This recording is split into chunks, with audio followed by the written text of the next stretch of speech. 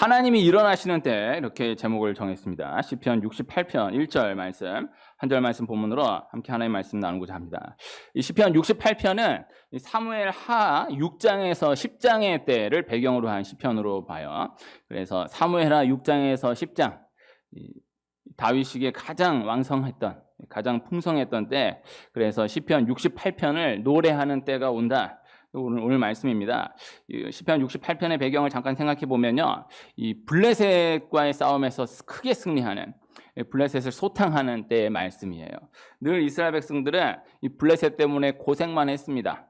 가장 이방 민족들 가운데에 이 블레셋을 인하여서 가장 큰 어려움을 당했었던 거죠. 그 블레셋을 소탕하는 때가 온다라는 거예요. 그래서 이스라엘 백성들, 이스라엘이란 나라의 흥망을 생각해 보면요, 블레셋을 놓고 보면은 아주 그대로 떨어지는 거예요. 이 블레셋이 조용하다라고 하면은 이스라엘 백성들이 영적으로 그래도 강건한 때이다. 블레셋이 막 일어난다라고 하면은 이스라엘 영적으로 무너진 때이다. 이렇게 진단되는 거예요. 그대로 이어지는 거예요. 그래서 이 블레셋이 아주 시금석 역할을, 바로미터 역할을 하는 것입니다. 그래서 블레셋이 강해졌다, 블레셋이 약해졌다가 중요한 게 아니고, 이 블레셋을 통하여서 이스라엘 백성들의, 이스라엘이라는 나라의 영적 상태가 진단되는 거예요. 그래서 우리의 삶 가운데에서, 우리 각각의 상황 가운데에서 블레셋 역할을 하는 그러한 상황이 있고 그러한 사람이 있을 수 있습니다. 이 블레셋, 그래서 블레셋을 놓고 보려고 하지 말고 블레셋을 통하여서 나의 영적 상태를 돌아보는 그러한 은혜가 있어야 한다. 사실 오늘 말씀이 이렇게 초점을 맞춘 것은 아닌데, 블레셋은 어쨌든 그러한 역할을 감당했던 이방 민족이었다라는 것이죠. 그런데 이스라엘 백성들이 블레셋으로 인하여서 늘 고생만 하는 거예요. 이스라엘 백성들이 블레셋이 조용하면은 그래도 평안히 살고, 블레셋이 공격하면은 너무너무 힘들게 살고, 그런데 이스라엘 백성들이 블레셋으로 인하여서 혜택을 받는 건 없어요. 조용히만 있어주면 감사한 거예요. 그런데 이 블레셋이 그렇게 어렵게 하고 힘들게 하면은 이스라엘 백성들의 영적 상태가 그대로 진단되었다라는 것이죠. 그런데 그렇게 고생만 했던 블레셋, 그 블레셋을 소탕하는 때가 온다라는 것입니다. 시편 68편의 때가 온다라는 거예요. 또 늘 암몬, 모압 때문에, 아말렉 때문에 고생만 했던 이스라엘 백성들인데, 그러나 그 고생에서 벗어나서 그들을 완전히 소탕해버리는 때가 온다라는 거예요. 이 시편 68편이 참 귀한 시편이에요. 그때 당시에 이스라엘이라는 나라를 생각해 보면요, 우리나라하고 좀 비슷한 게 있는 것이죠. 그래서 우리는 누구를 이렇게 쳐들어간 역사가 아니잖아요. 늘 이렇게 공격당하고 괴롭힘 당해왔던 역사잖아요. 우리나라가 아프리카에 선교가 가능한 이유가, 아프리카가 우리나라에 대해서는 적대하는 마음이 없다라는 거예요.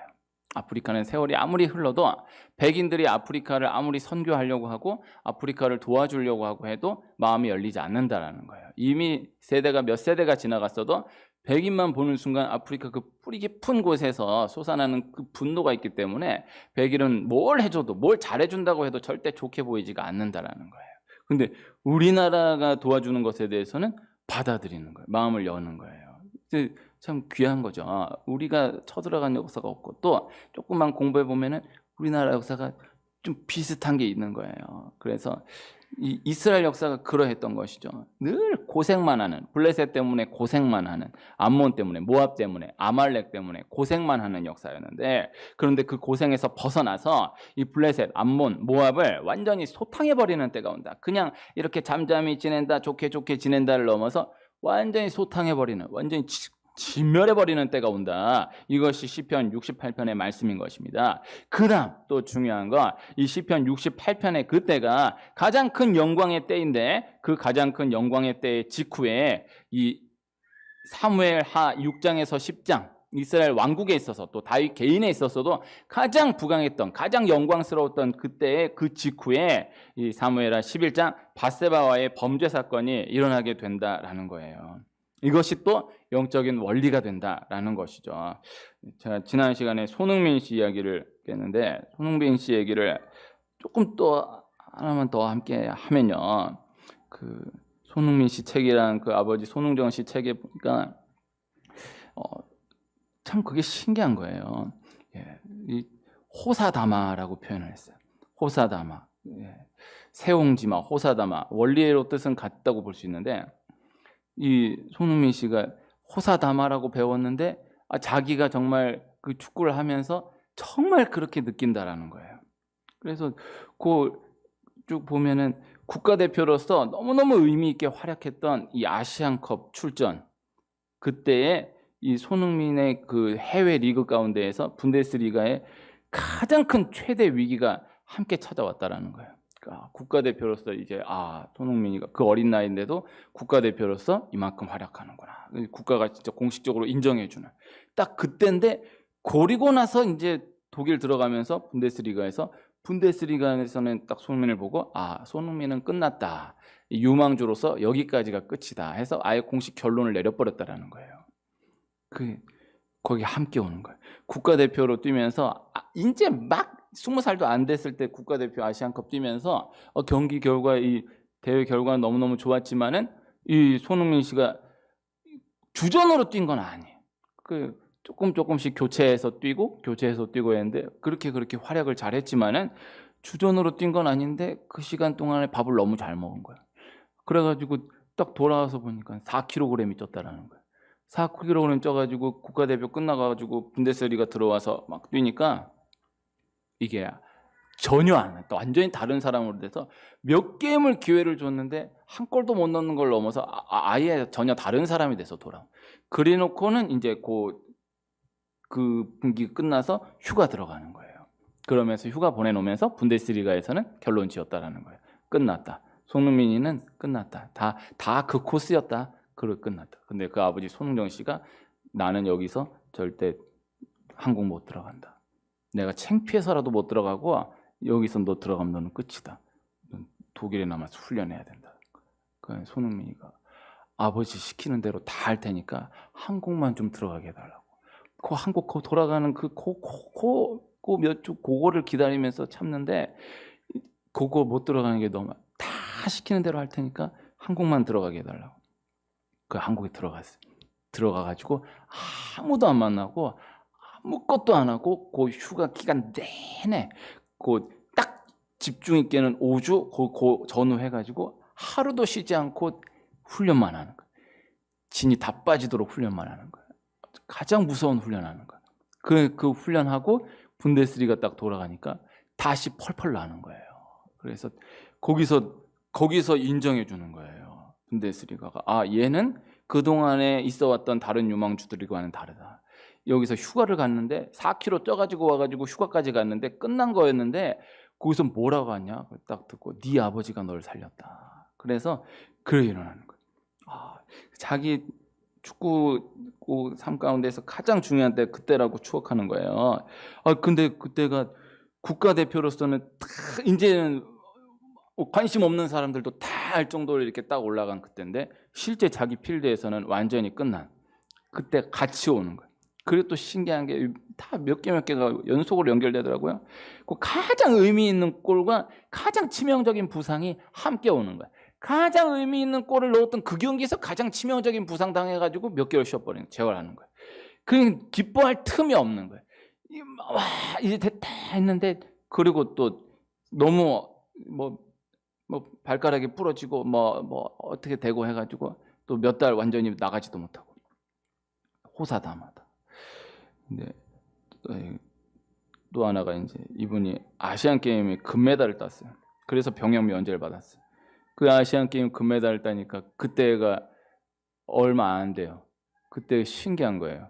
그 아시안 게임 금메달 때 우리나라가 아시안 게임 금메달 땄다라는 게 중요한 게 아니고 아시안 게임 금메달을 따야 손흥민이가 병역이 면제된다. 손흥민이 면제된다. 온 나라가 거기에만 집중돼 있었거든요. 그 딱 금메달 따는 순간 손흥민이가 국가대표 이 금메달 따가지고 이제 군 면제됐다. 이 좋아하는 거예요. 그날 그렇게 막 축하 파티를 벌였대. 축하 파티 벌일만 하잖아요. 축하 파티 벌이고 너무너무 기뻐한 거예요.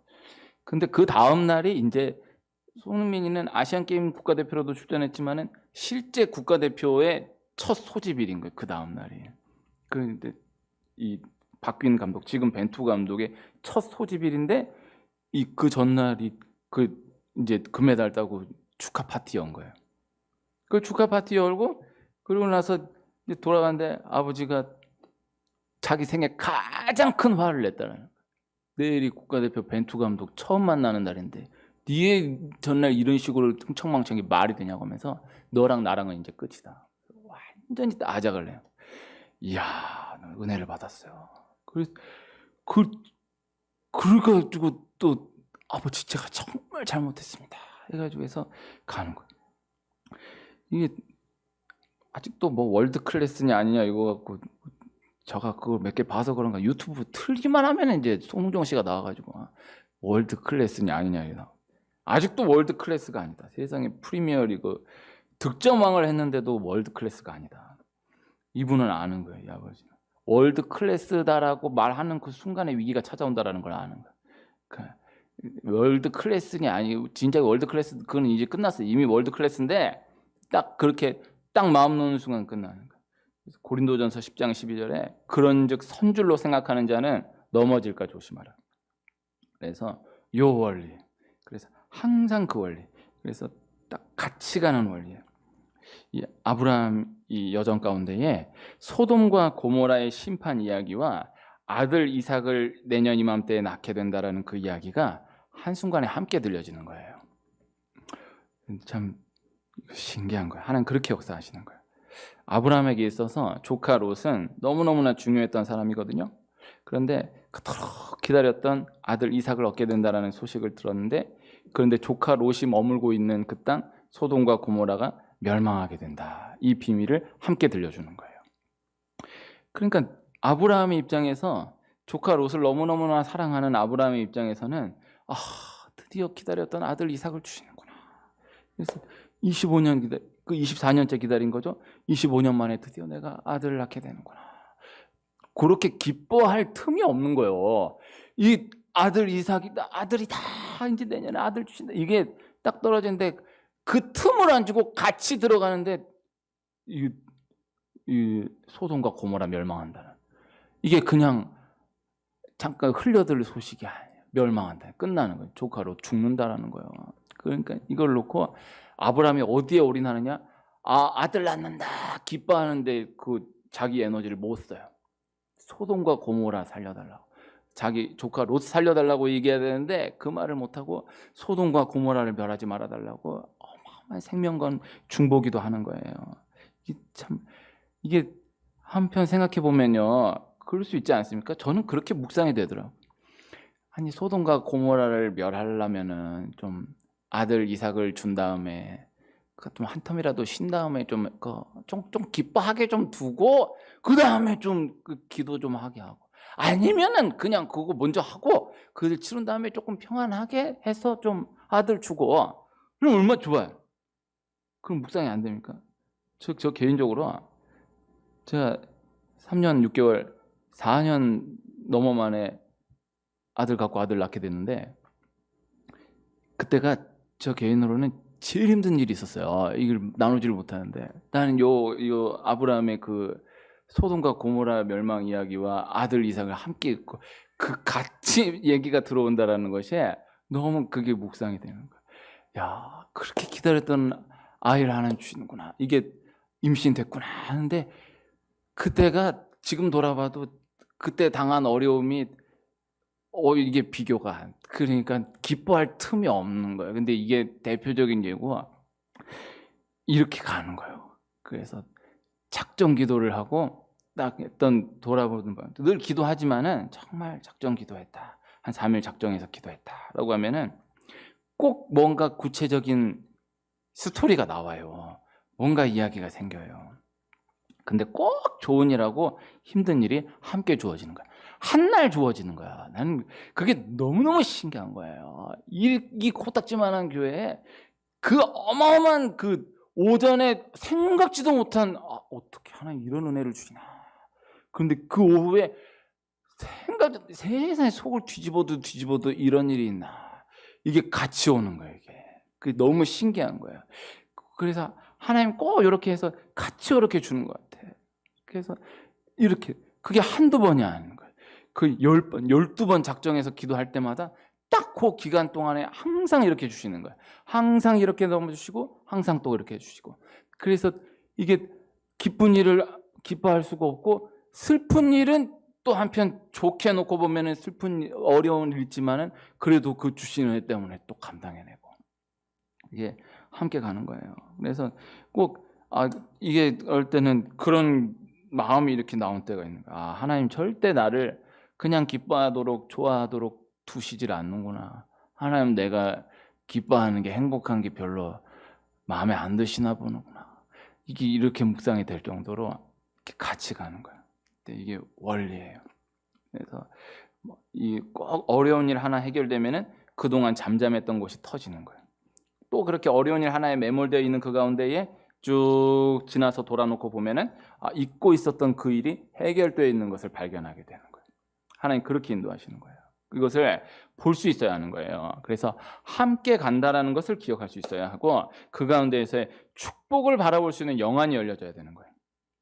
그래서 좋은 일 생겼다고 긴장 풀지 않고 어려운 일 생겼다고 또 그저 완전히 풀어져서 낙심하지 않고 좋은 일이 생기면은 어려움 오겠구나 딱 무장할 줄 알고 그다음 어려운 일 생기면은 하나님 이거 넘어가면 좋은 일 주신다 이걸 놓고 기대하며 나아갈 수 있는 우리 그렇게 나아가야 됩니다.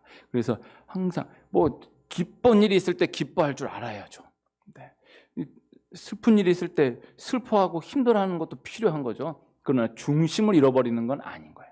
그래서 딱 그 가운데에서 분을 감사하며 우리지만 딱 무장할 수 있고 그러나 또 어려움을 왔을 때 그렇지 사람인데 아파하는 것도 그것도 훈련이죠. 필요한 구간이죠. 그러나 소망을 놓치진 않는 거예요. 하나님 반드시 은혜 주신다. 내가 생각하지 못한 또 하나의 은혜가 기다리고 있다라는 것을 꼭 기대하며 또 앞으로 나아갈 수 있어야 한다라는 것입니다. 그래서 함께 가요.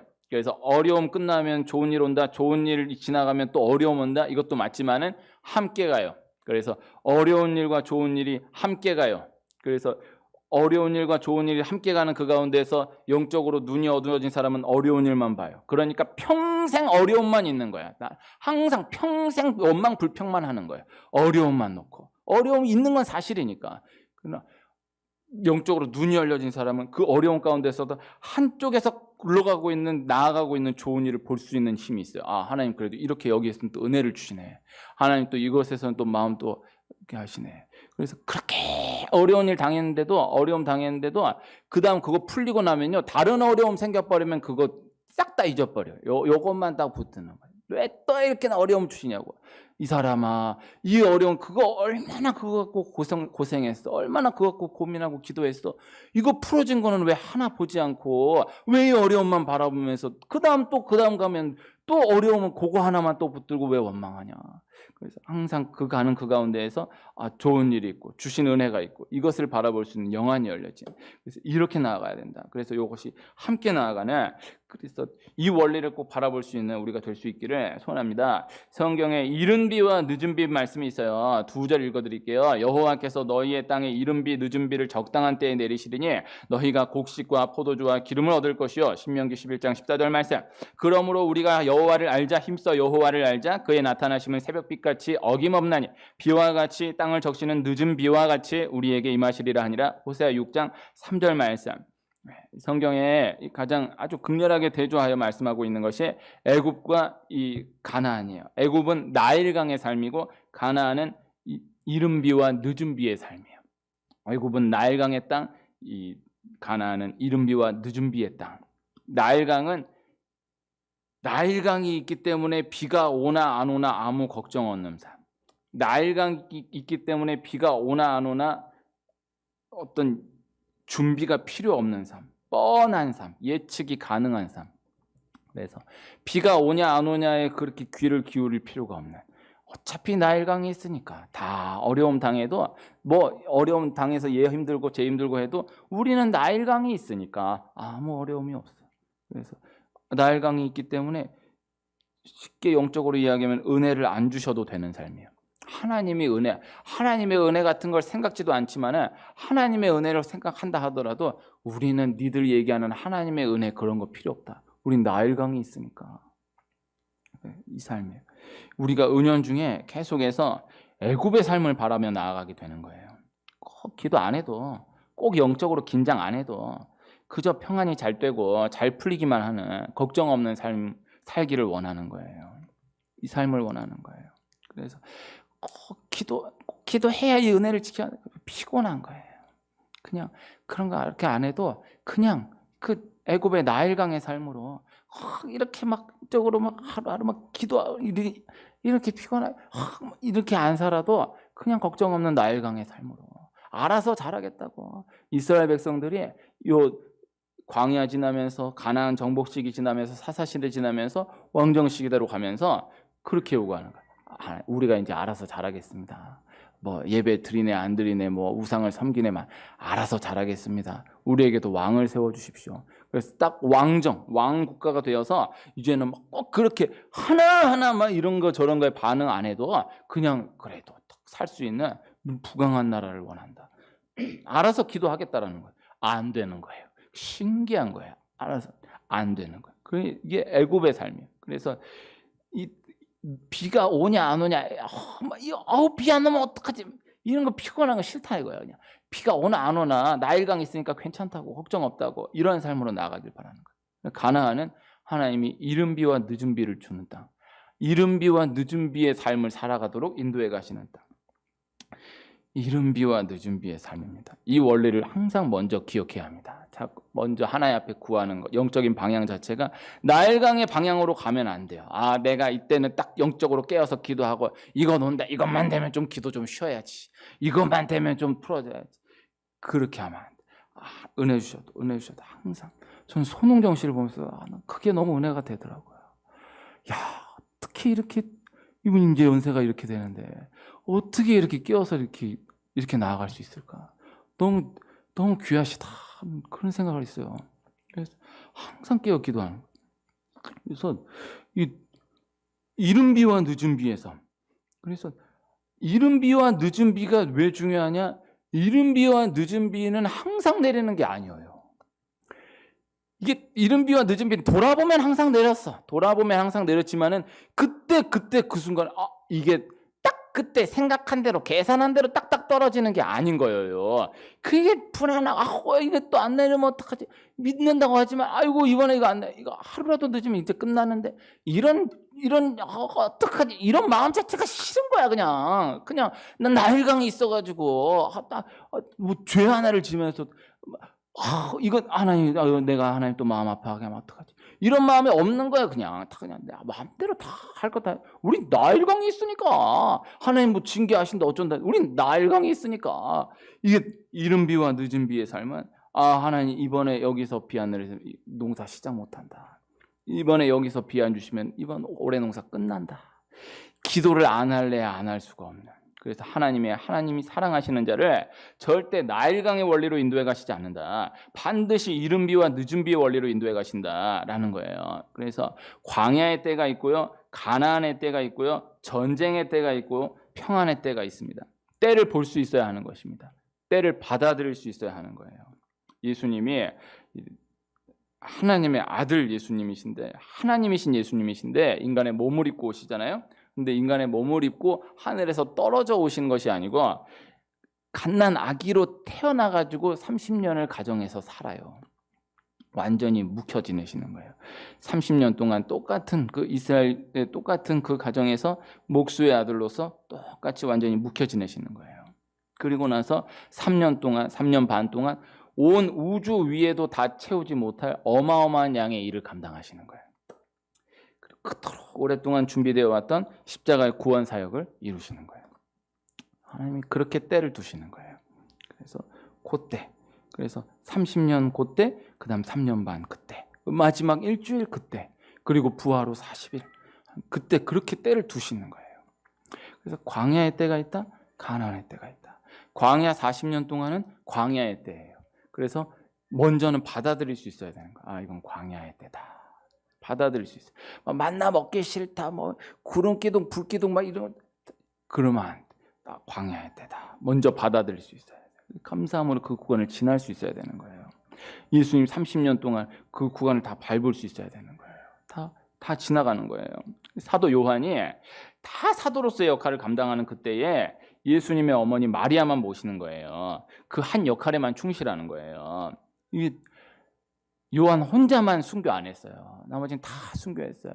순교한 게 얼마나 가슴 아파요? 그러나 사도로서 활동했던 그 시기로 생각해 놓고 보면은 사도 요한의 입장에서 보면은 다른 사도들은 자기 동기들은 다 세계를 누비면서 복음을 전하고 활약을 하는데 자기는 예수님 어머니만 돌보고 있는 거예요. 집에 갇혀가지고. 근데 거기에 대해서 그대로 받아들이고 예수님 나에게 맡기신 사명이야. 그래서 예수님 어머니 돌보는 데에만 집중하는 거예요. 그렇게 시간 지내는 거예요. 그래서 좋은 시절 다 보내는 거예요. 좋은 시절 다 보내고 그리고 나서 모든 사도들 다 순교하고 떠난 그때에 다 그 자기 늙은 사도 돼가지고 초대교회에 가장 필요한 그때에 이미 초대교회 세워지고 나서 흔들린 그때에 온 교회를 정비하는 거예요. 바로 세우는 거예요. 그렇게 나아가는 거예요.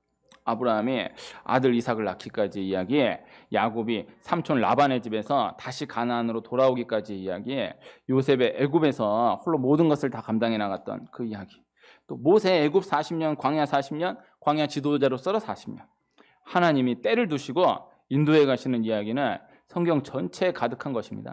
그래서 모든 것을 다 주관하시는 하나님이시다. 하나님이 다 쥐고 계시다. 이것을 기억해야 한다. 하나님 쥐고 계세요. 하나님만 의지하는 거예요. 지난 주간에 비가 많이 오지 않았습니까? 네. 저는 그렇게 내리는 비를 참 오랜만에 봤습니다. 어마어마하게 내렸어요. 네. 진짜 오랜만에 본 것 같아요. 제 기억에. 그래서 며칠 연속으로 무지하게 내리더라고요. 이렇게 비가 내리는구나. 우리가 감사해야 됩니다. 또 비가 내리니까는 또 현장은 또 그런 고충이 있겠죠. 네? 가뭄 때문에 그렇게 힘들었는데 이렇게 또 비가 와가지고 또 이렇게 또 너무 또 비가 쏟아져가지고 막 그렇다. 그래도 큰 흐름으로 놓고 보면은 감사할 수 있어요. 비 안 온다. 이제 뭐 어쩐다 뭐 별의별 얘기 다 했는데 이만큼 비. 근데 또 다음 주 또 비가 또 온대. 이번 주에. 얼마나 감사해요. 엘리야가 기도하니까 3년 6개월 동안 비가 한 방울도 안 오는 거예요. 다시 기도하니까 3년 6개월 만에 비가 쏟아지는 거예요. 한 방울만 내려도 어마어마한 일인데 비가 쏟아지는 거예요. 그래서 하나님의 때가 있는 거예요. 하나님이 주관하신다. 하나님이 일어나신다. 하나님이 열어주신다. 이것을 꼭 기억하는 우리가 될 수 있기를 소원합니다.